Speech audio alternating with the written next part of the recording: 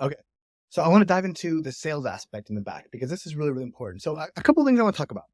One is that your webinars, the goal for me anyway, in my business model is to break even on the webinars.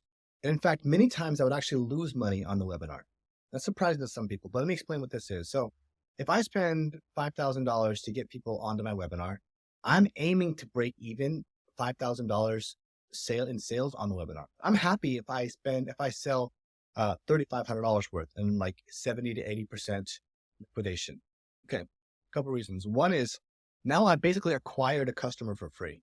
That customer is going to continue paying me for however long they pay me for, hopefully for as long as possible, but that's a different conversation. The other thing is that we have potential for upgrades. So if any of those people upgrade, now we're in the positive. So people don't always understand that about my business model, but typically I'm going to lose money or break even on the webinar itself.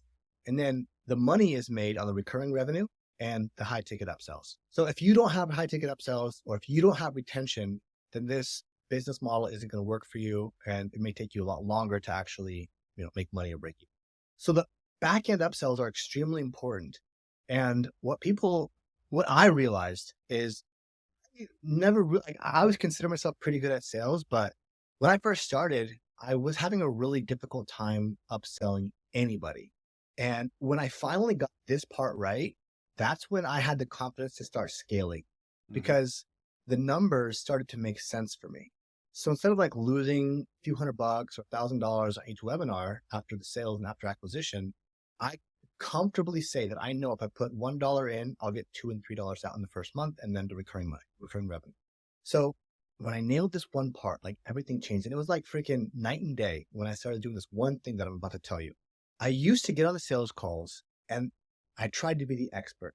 I tried to show people how smart I am, how good of a marketer I am, how I can be a great consultant, what it would be like working with me. And I wanted to tell you how great I was. And I couldn't close anything, nothing, almost nothing.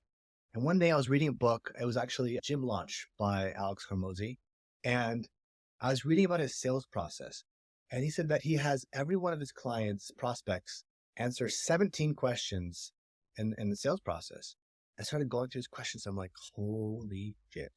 Like these questions are genius because instead of me telling the client these things, the client is telling themselves and telling me what I want to tell them.